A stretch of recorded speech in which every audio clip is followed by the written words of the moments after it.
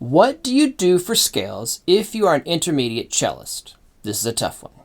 You want to play more than one octave D major scale and more than one octave G and C, but you also aren't nearly ready for 3-octave scales yet.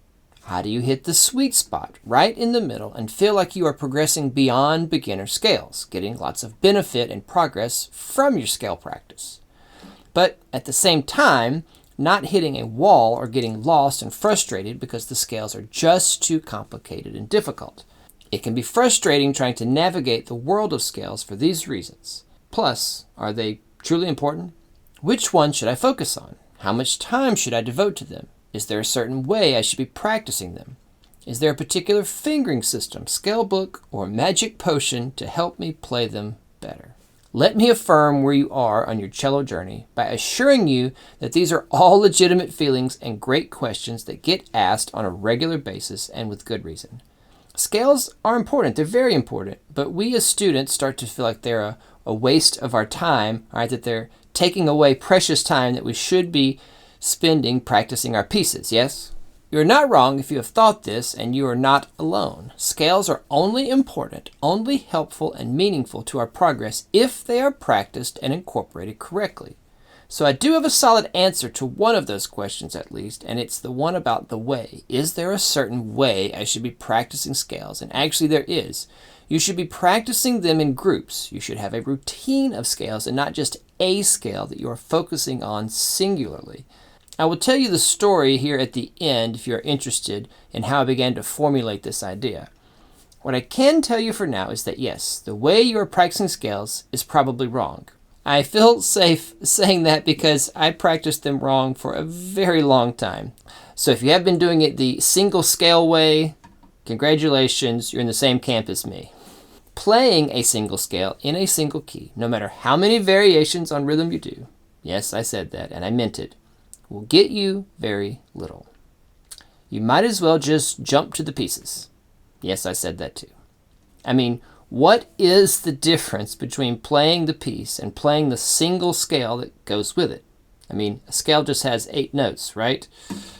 At this level, at this intermediate level, there isn't much of one.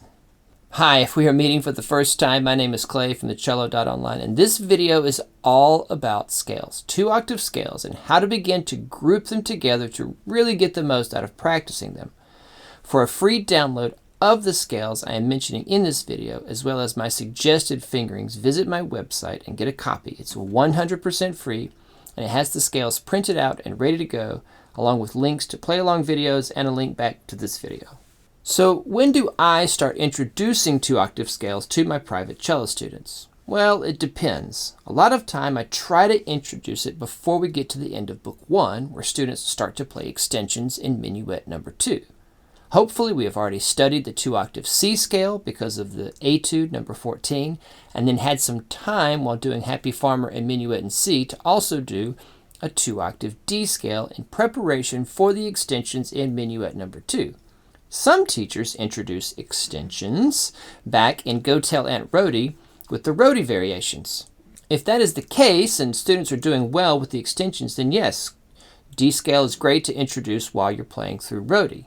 But just a side note about doing extensions and doing the Rhody variations, when you're doing those, it's easy to cheat and not really involve the whole hand in the extension because we're just talking about getting first finger back. But it does teach that most important part of the extension, which is getting the whole step between first and second finger.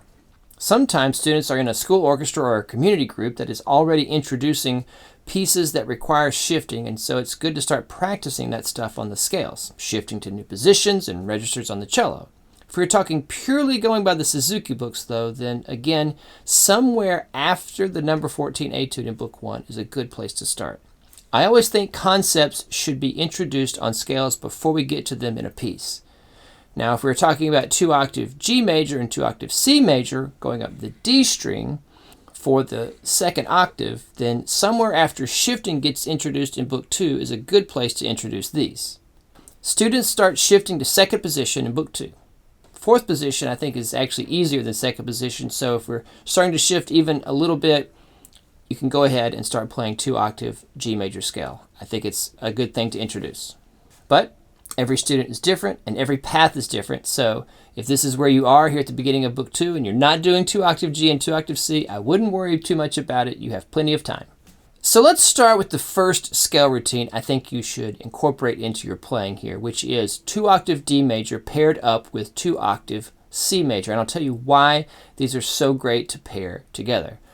Both of these 2-octave scales are all in first position, and they have key signatures which we should be comfortable with at this point in our learning. Being in first position means exactly that, a single position down low where we are used to playing, and there is no shifting when we start playing these scales because we haven't been introduced to shifting yet. And here comes the main reason these two together are so good for your playing. It's because they are only a step apart. D major is here on the fingerboard, and C major is here. Some notes they have in common, and a few are different, and this is where the magic happens. Because they are only slightly different, it forces your brain into a new kind of concentration. It's a new tonality, completely different key, and you must focus on where to put your fingers based on that specific tonality, which is sometimes the same as the other and sometimes different, even though you're playing on all the same strings. Both scales involve all 4 strings, but again, your fingers go down in different places. Sometimes on all 4 of those strings. Why am I saying this so many times? Let's compare to a slightly less powerful pairing. Still good for you, still should practice it sometimes, but easier and less beneficial. For this, I'm going to use 2-octave G major paired up with 2-octave C major going up the D string. In other words, these two scales are exactly 1 string apart. You play G major 2-octave scale going up to 4th position. Then you take the exact same fingering and simply do it down a string.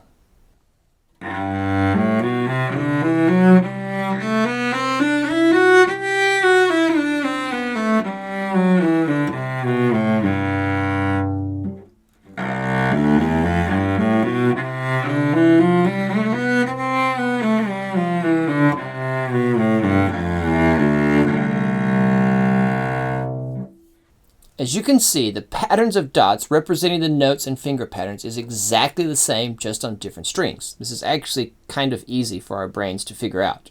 In fact, you should already be doing this as you are finishing up number 8 and 9 in Book 1 to prepare you for number 10, where you start to play on the G string.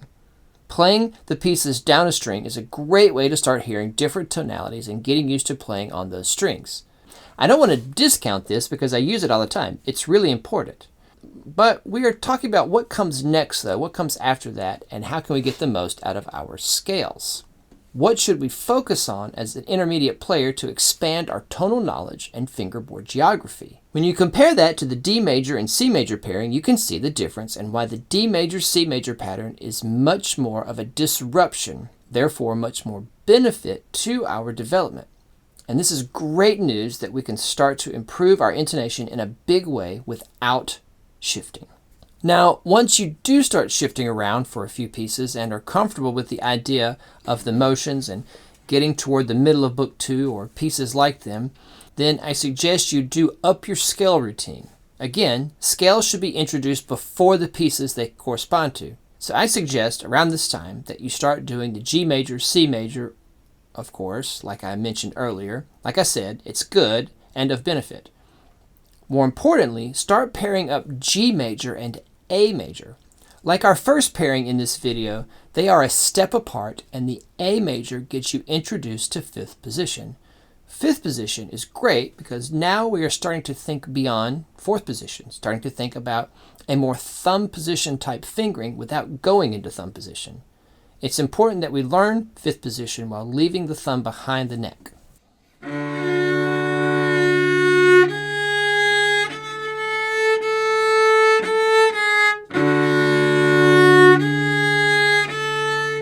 Notice my thumb is back here.